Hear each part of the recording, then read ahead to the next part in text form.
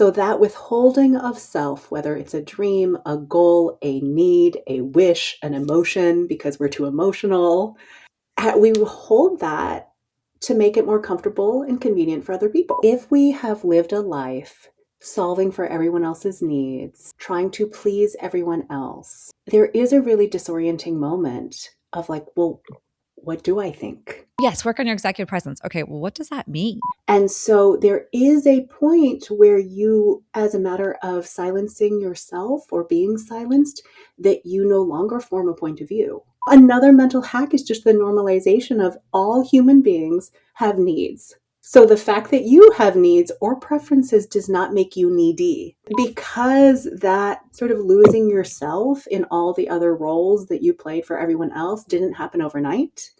The re-nurturing of your sense of self is also not going to happen overnight.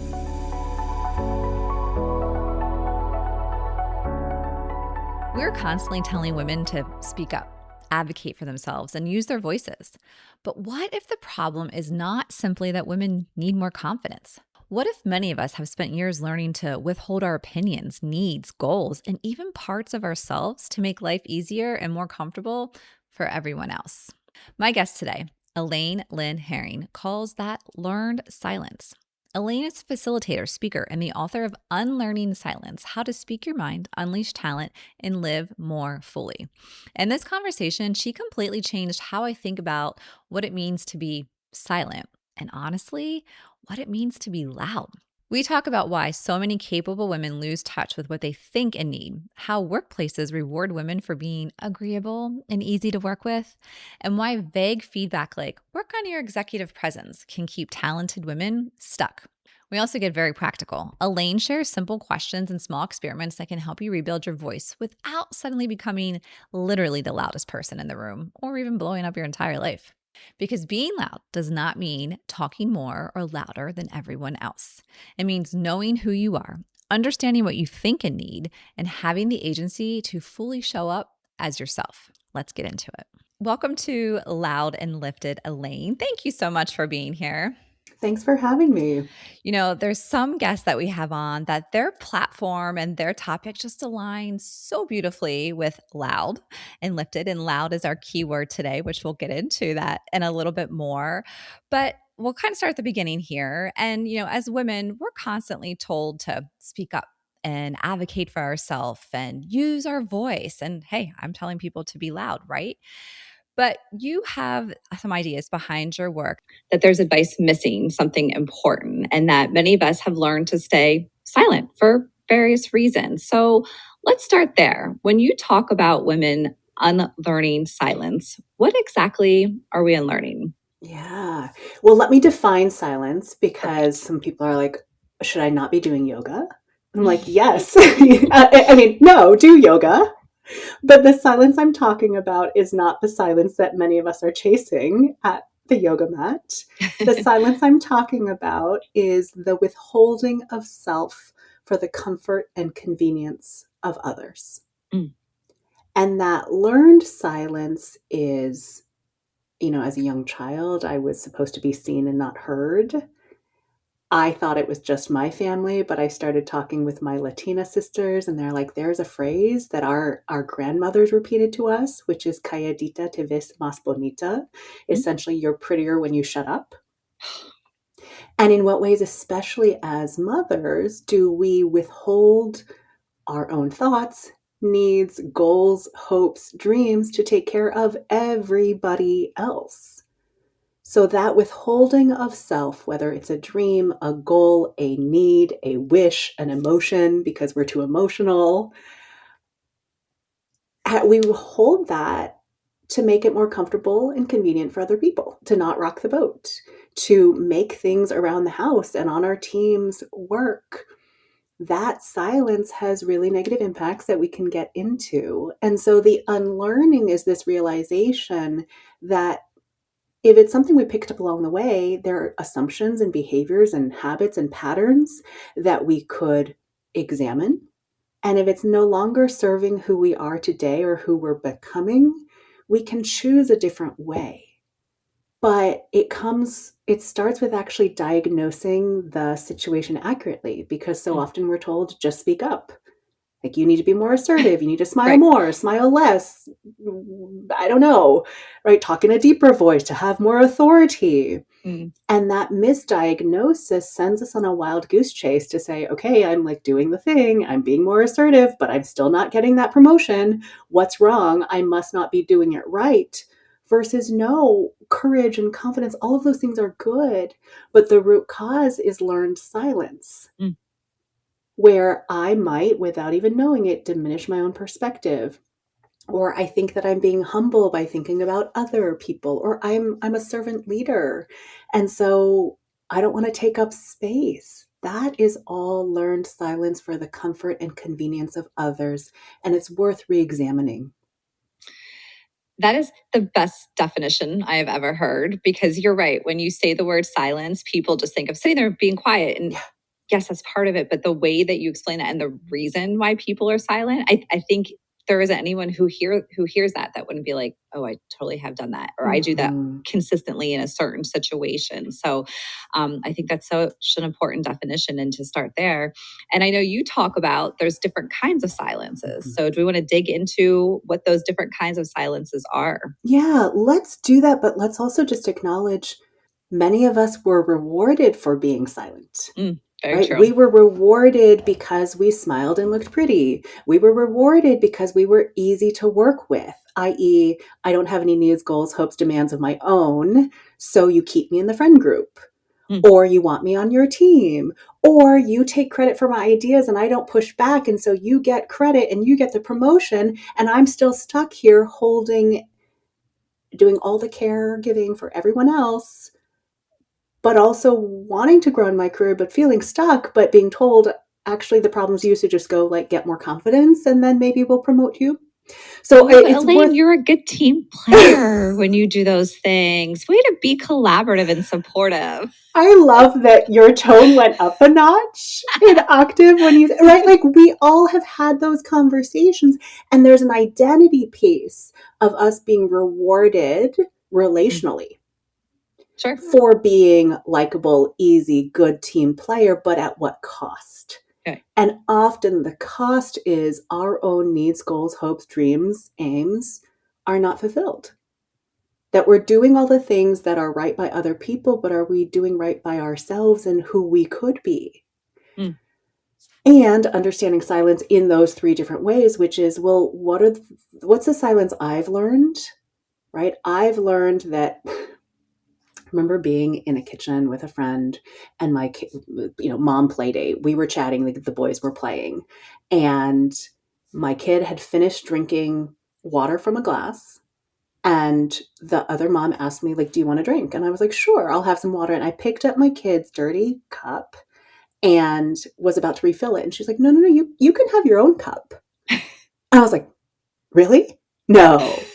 No, because that's like one more dish I have to wash. So there's just Right. an efficiency in reusing the thing. It's like, are we eating the crumbs left over from our kids' lunch because we Mm. made sure they had a balanced meal? Meanwhile, I'm eating crusts from the PB&J sandwich. Right.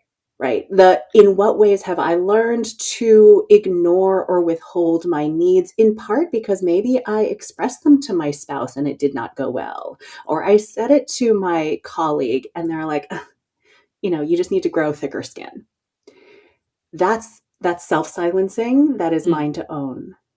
But one of my big realizations in my own experience was, wait, it's not just a personal flaw of mine or some behavior I learned.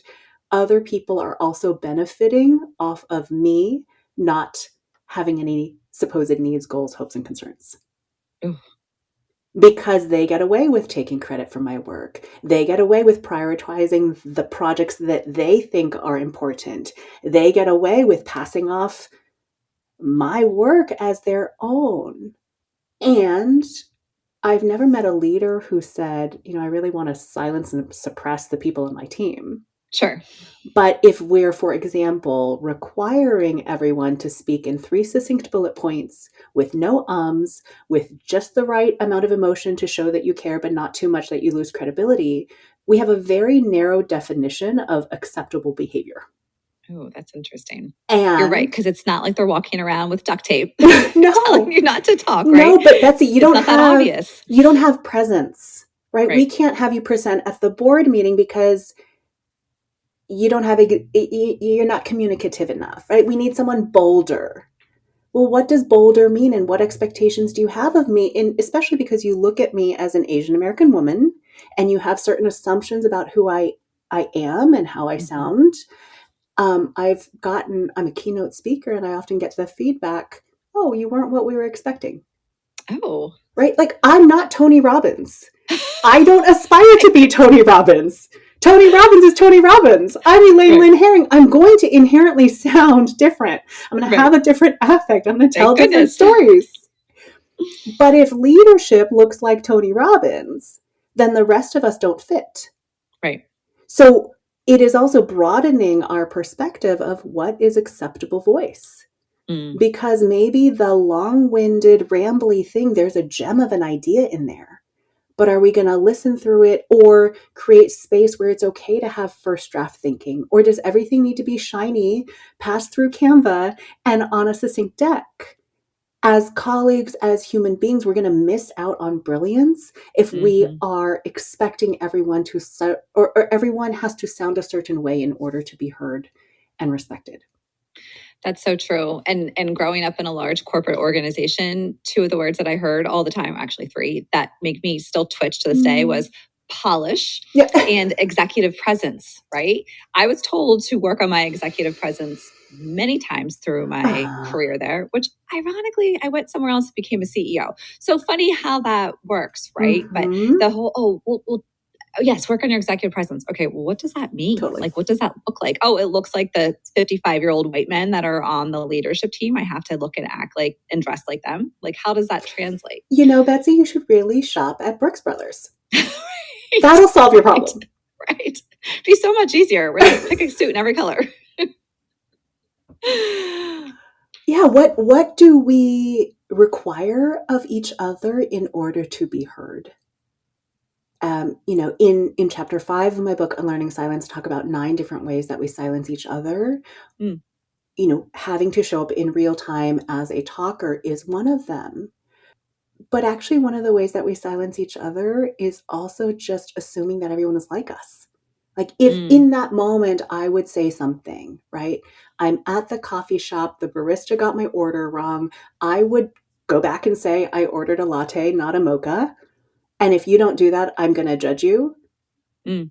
Right? We are actually different people. And so there's a question of how can we, as a matter of being loud and lifted, lift one another by accepting each other and seeing the gifts of it is a beautiful thing that you're Betsy and I'm Elaine, and we should not actually look and sound the same.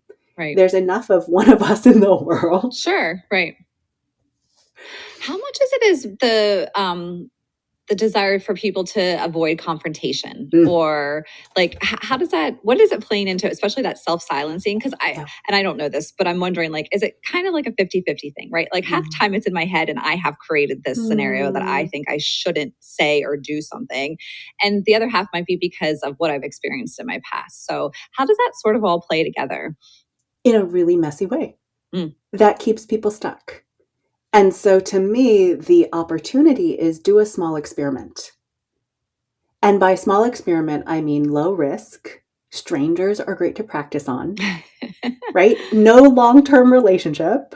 So probably don't start with your mother-in-law if you have one.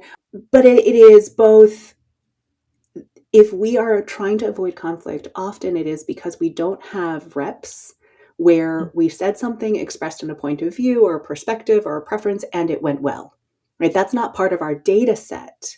And so part of the point of doing low risk experiments is adding positive experiences to your data set. So an example of a low risk experiment would be you're going out to dinner with friends and you actually really don't care where you go or what food you have.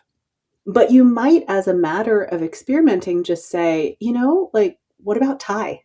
What about Thai food? Because if people reply positively, you have a data point that actually you saying something mattered. If they don't latch onto it and they're like, no, we really want Italian, you're like, oh, no big deal, right? I didn't really care about it, but it gives you the embodied experience of I expressed a point of view or Hmm. a preference, and I did not die, right? Right. Like the relationship Right. didn't break. Whereas so many of us, and I include myself in this, it's like I was raised where I couldn't push back. Or if I asked a question to my father, things did not go well. Well, Mm. not everyone in the world, not every man is my father, but I've got scar tissue there that makes me more conservative Sure. in whether I even try. But those experiments give me reps to say, I can say the thing, maybe it changes the outcome, maybe it doesn't, but actually I am still okay. And we Right. relationally are still okay. That's such a great point. And, I can think of friends or even coworkers through the years who were just so agreeable and almost like the people pleaser where Mhm. they just never had a point of view, or I'm Mhm. sure they had a point of view, but they wouldn't share it. And Yeah. there's been times where I'm sure I've made people uncomfortable where I would push back and be like, no, I need you to have a point of Yeah. view. And but you can just see the discomfort with some people when you do that, that it was like, and it could be something silly, right? Again, we're not talking about saving lives. We're Mhm. talking about where you're eating dinner or how to position something in a meeting, just stuff that wasn't mission critical, and just the discomfort from these people in those situations. So For sure. someone's listening to this and maybe they aren't terrible at that. We can all be Mm. improving, but we talked about lifting others. How do we support other people in those situations? I think there's a key piece. And then I also want to go back to you said maybe they do have points of view. Actually, let's go there first, which is this tracks my own experience. If we have lived a life solving for everyone else's needs, Mm. trying to please everyone else, there is a really disorienting moment of like, well, what do I think? Right? Do I have a point of view? I don't know if I do. And wait, I'm a grown ass woman and I don't know who I am and what I think. Ah, Mm. and I say that with such compassion because in my 30s, I had that moment where I have lived by everyone else's rules. I've had a very successful life as a result, but it's never what do I think or what do I want? It's what would my mom want? What would my boss want? How do I toe the company line? What's good for the family? And so there is a point where you, as a matter of silencing yourself or being silenced, that you no longer form a point of view. Now, the Mm. good news is that awareness means that you can do something about it. And to re nurture your voice, you can simply ask yourself two questions. You can do it inside your head, so no one needs to know yet. But what do I think? Not what does my mother think, not what does my manager think, not what does best practice tell me to think, but what do I think? Do I agree with what they're saying right now, or do I disagree? What do I think is missing? Right? What do I think? And second, what do I need? Mm. Because especially as women, especially as mothers, no one else is thinking about what we need as we are Right. thinking about what everyone else needs. And that awareness of what do I think, what do I need, re-nurtures your sense of self.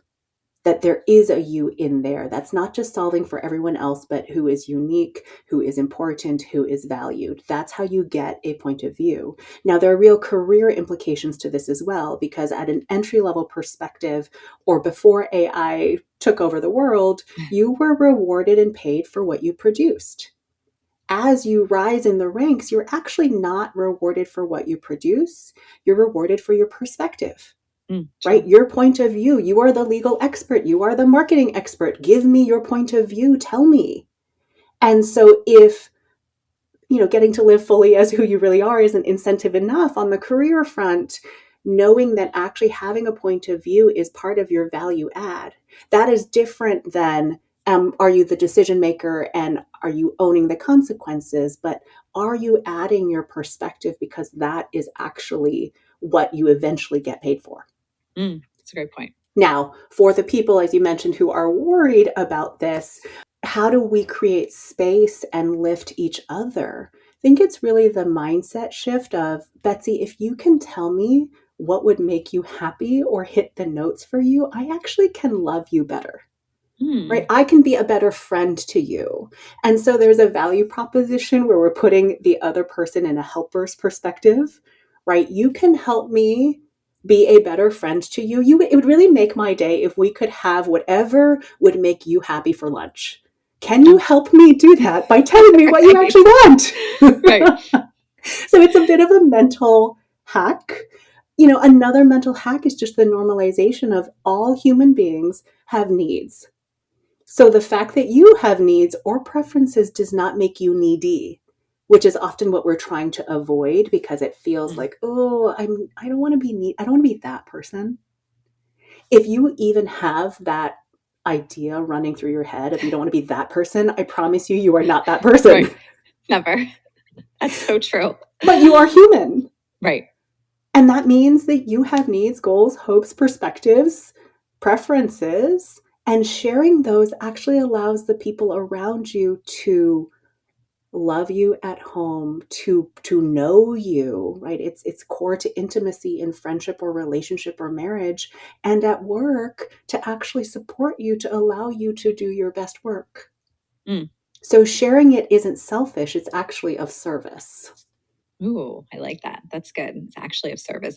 And it's interesting when you were talking about that. I have a friend who recently just had a conversation with where she's very strong, very capable, dependable, has a high stress job, high Mm-hmm. level leadership.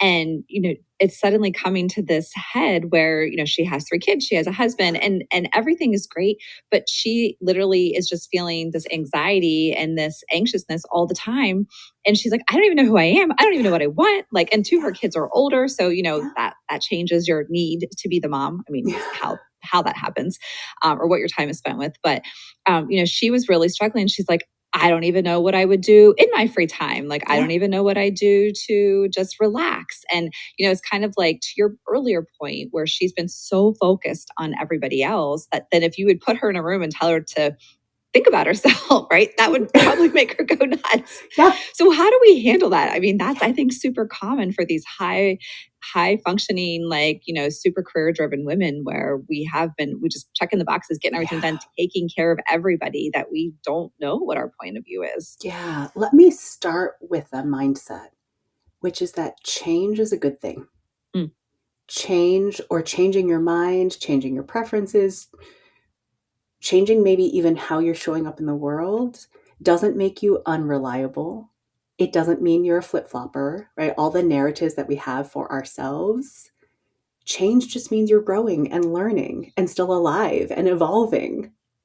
So we'll start there because with your friend, I would say this is completely normal. Join right. join the club. Join the club. Yeah, Join the club. exactly. And Yeah. because that sort of losing yourself in all the other roles that you played for everyone else didn't happen overnight, the re-nurturing of your sense of self is also not going to happen overnight. Mm, It's not flip a switch. This is part of why I love sabbaticals and I love experiments because you can't find your voice, meaning how do I want to live? How do I want to show up in the world? How do I want to use my gifts, skills, talents? You can't do that in theory. mm, You can only do that in action. I used to teach piano and I had a very, I found her challenging as a student. She was not great at focusing. And I tend to be a pretty mild mannered person, calm. I'm going to go the encouragement route. She was raised by a grandmother who would yell. And nothing I was doing was getting through to the student. So I thought, let me just try yelling because it's not my first go-to, but nothing else seems to work. Maybe you're right. like used to it in your family system, so let's do that. And so I sort of yelled more loudly at her. My yelling is not particularly loud. And it was like this, oh, okay, that's definitely not me. Right, but there's a trying it on, including the hobbies that you used to have pre-kids, the Mm, things that used to nourish and like rejuvenate you, they may not work anymore because you are alive and you are evolving. And so there's a curiosity of, okay, who am I? What do I think? What do I need? Maybe I'm like, I need a nap. Maybe I'm like, I need alone time. Wait, no, alone time's really scary because then I just have to sit with my own thoughts. Like maybe right. let me go for a walk with a friend. And also that things are going to change. I used to find doing puzzles really calming, Mm, like putting things in order. I was a puzzler. And these days it just stresses me out. And so, can we allow for ourselves to be different people or different manifestations of ourselves in different seasons? And pairing that with a good, healthy dose of experimenting, Mm. trying it on, both in what we're doing and what we're saying to other people, right? At what point might I share with my spouse or with my teenager of, no, I need a night to myself. Or you know what? I'm not cooking dinner tonight. Everyone is on their own. Like, you're old enough to order Yep, something or figure it out. DoorDash or something. Right? Like, figure it Exactly. out. Make yourself a sandwich. But we so often get hooked into the roles that we've played and then worry about the relational impact when we stop playing those roles because other people rely on us. Hmm. But what we've missed in that is that they are also growing and evolving. Oh, true. And us overcompensating for them, maybe we might think because we're overcompensating for their deficiencies, but it also means that they don't get to grow. And in the meantime, our own needs aren't met. And so the stance I always take as someone who comes from classic negotiation, interest-based negotiation theory is you also are a party to the negotiation, right? Every Mm. person, every stakeholder has needs, goals, hopes, and concerns. If you are a human being, you also have a set of needs, goals, hopes, and concerns that are just as valid as everyone else's. And if you need to recultivate that awareness of what those are, start with those internal questions of what do I think and what do I need? Because you will very quickly be reminded when you give yourself permission to figure out what your needs are, then it's pretty hard not to share them with other people. Right. Because in your head, you're like, no, It's I there. stop talking to me, right? I just need a moment. Oh, that's a great point. So, what's the long term cost of staying silent? I mean, frankly, the long term cost to staying silent is comparable to smoking or Mm. obesity in terms of cardiovascular impact, in terms of compromised immune system. That's just the physical health impact of self silencing. And there's a great Time Magazine article called Self Silencing is Killing Women. And we can link Oh, that in the show notes. But also, there's another layer which the Surgeon General and everyone else has been talking about in terms of social isolation, right? Silence means that you're not talking about what really matters to you or the weight that you're really carrying. And because you're not sharing it with someone, right? Let me be really clear. I'm not saying go post on social media about every thought that you've ever had, but share with discernment with someone so that you are not carrying things on your own. I'd argue that we fundamentally want to be seen, known, and heard. Right? To be loved is someone actually knows me, knows what's going on, sees everything I'm doing and putting out there and acknowledging that. And if I'm not sharing with someone what is weighing heavy on me, I'm not only carrying that thing, but I'm also carrying what I talk about in the book as the double pain of having to carry it alone. And if you're worried about them making it worse, you can also text them and say, hey, right, like this is what's been keeping me up at night. I don't want to talk about it further, but I wanted someone to know. mm. And so the way that you can love me is just like put a heart emoji back. And if I want to talk about it further, I promise I will reach out. But I just wanted someone to know. That is so interesting because I'm sure there's many people listening to this who think, well, I don't speak up because it's going to cause more Oh my angst, gosh. challenges, Yeah. whatever, or and not even thinking number one what that's doing to you physically, mentally, emotionally, right? It has this toll on us and ourselves, but it is kind of selfish in the other sort of way, right? Because Mm. if the other person doesn't know or someone can't support you, it's not their fault if you're not sharing that information. So it's such an interesting perspective because I think so many people think of it from the other perspective of like I'm just going to take care of it myself. I'm protecting others. I'm supporting others, and you're doing the opposite. You are. And I also get why you don't want to share with other people, right? Like, how many of us have friends who, well intentioned friends, end up making it worse Mm, because they either make it about themselves or they that's true. misinterpret what you've said, or they're that then you have to hold space for them. And you're like, actually, this was my issue in the first place. Right. Why have we reversed roles? We don't all have sort of maximum emotional intelligence. which is why I'm also saying, to the extent that you have an idea of how people can best support you, sharing it with them, like just put a heart emoji, actually increases the likelihood they can support you. And this is my lawyer brain, where it's also a matter of risk mitigation, right? I've told Well, you I don't want to talk about it. I've told you you can text me an emoji. If you don't follow that, I'm not going to go any further.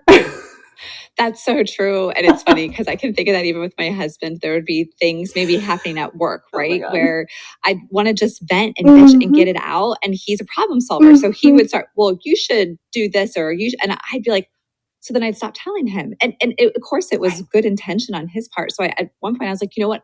I just need you to listen. Please don't tell me how to do it. And again, he was trying to be helpful, but I'm like, just stop. You're stressing me out more. I don't want to, I just want to, I just want to get it out there. Completely. And in all fairness, in my marriage, the roles are swapped. So much Mm. so that my husband has had to be like, this is a just listen moment.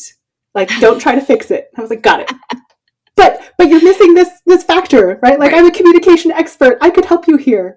And it is also just letting go of everyone needs to learn and grow in their own time, which Mm. is deeply uncomfortable because I would prefer they do it on my time.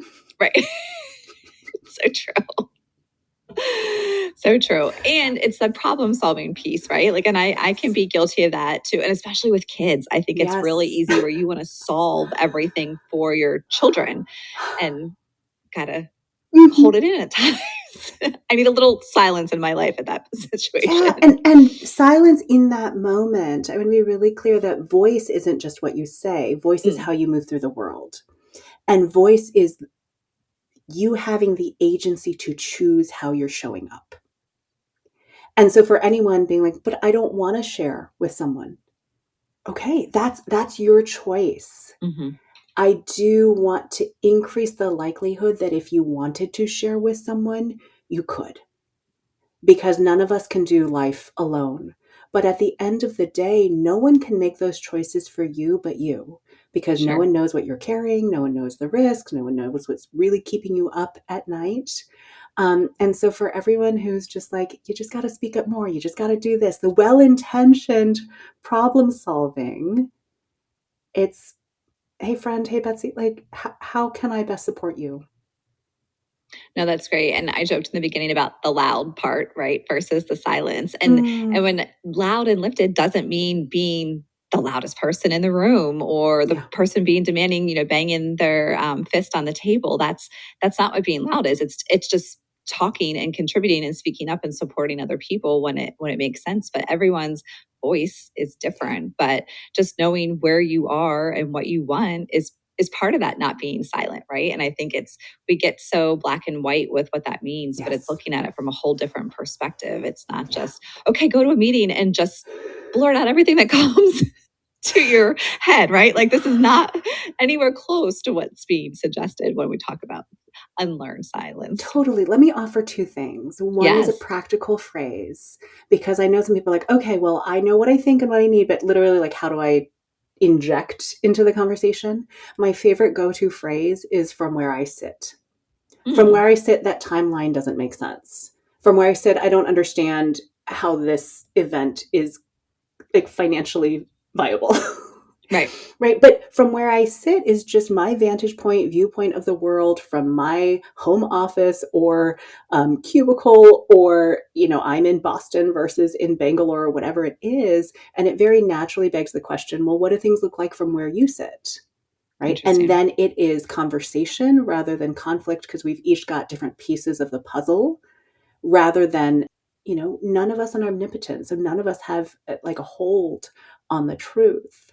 And from where I sit, just to use that, from where I sit, I actually see loud as fully being yourself, Ooh, right? I am aware of who I am, my gifts, skills, talents in the world, the things that I want and I need to live a sustainable, healthy, meaningful life. And I am fully living into that. ooh, I love That that. to me is loud. That to me is power. I might have to use some of those words on the website. You're welcome. That's great. Thank you so much. My Oh, give me gift to the credit. community. Right? Because That's true we though. are so often told to be loud, but not all of us are loud. Not all of us are Tony Robbins. Sure. Right. Absolutely. No, thankfully that would not work if the whole world was like I that. know. So if a woman's listening to this and she's like, wow, okay, I definitely have been too silent. Mhm.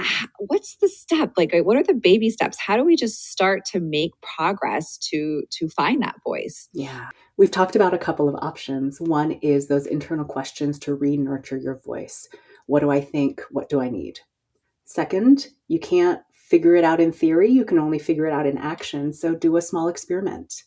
That could be dinner with friends. That could be at the coffee shop. That could be you would normally just let things go, but you're going to write back an email.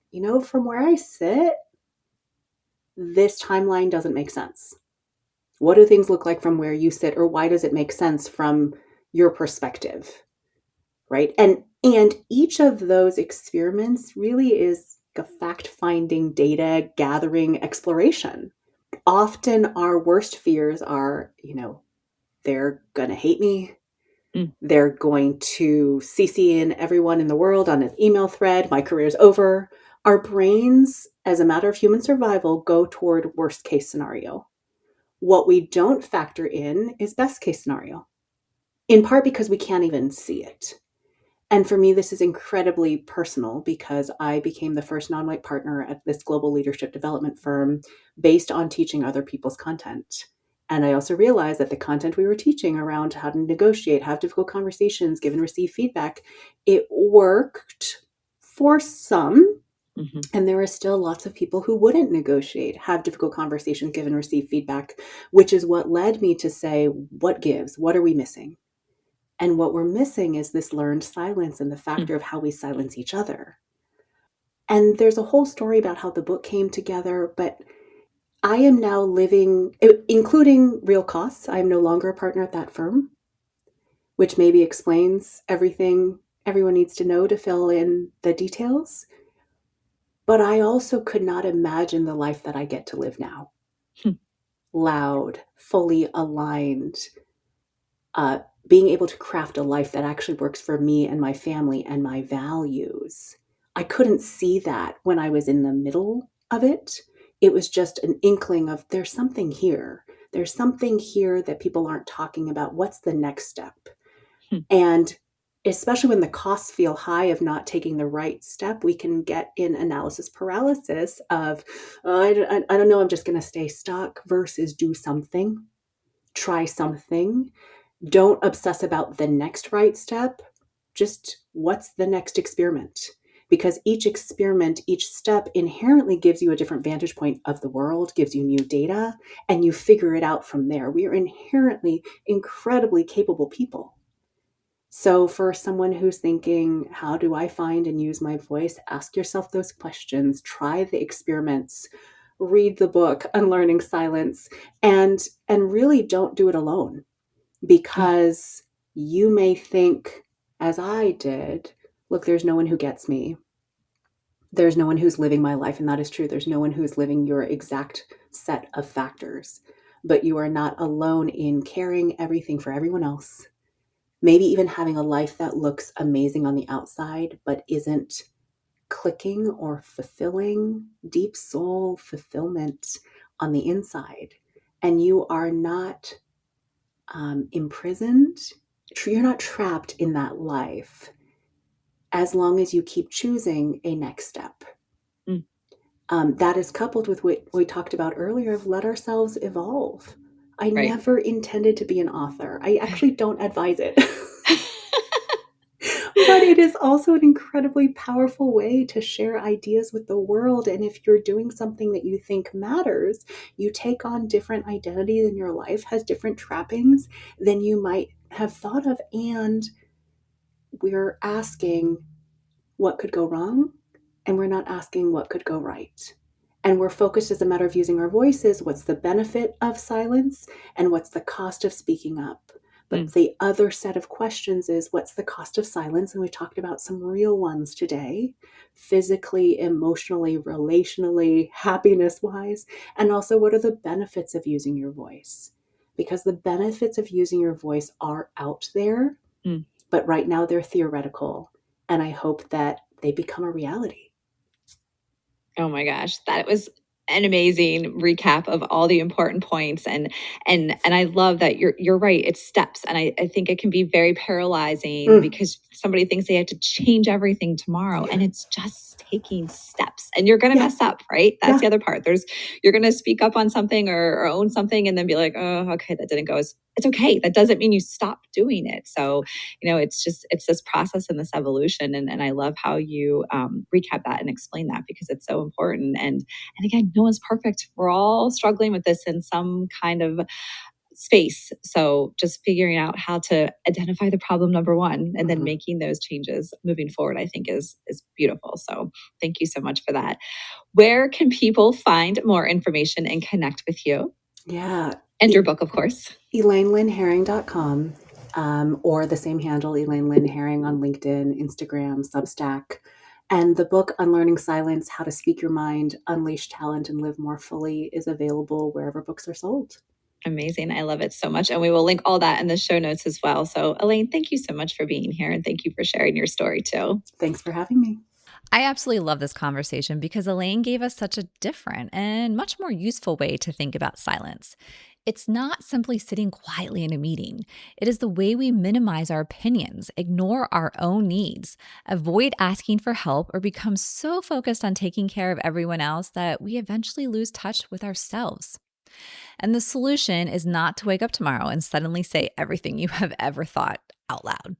Please do not blame Elaine or me when this goes sideways. It starts smaller. Ask yourself, what do I think? What do I need? Try expressing a preference when the stakes are low. Use Elaine's phrase, from where I sit, when you need to offer a different perspective. Let someone know what support actually looks like instead of hoping they figure it out. Every one of those small actions gives you another piece of evidence that you can use your voice, remain connected to the people around you, and still be okay. You can learn more about Elaine, her work, and her book, Unlearning Silence, at elainehering.com. We'll also link everything in the show notes. And as always, lead louder, grow stronger, and don't do it alone.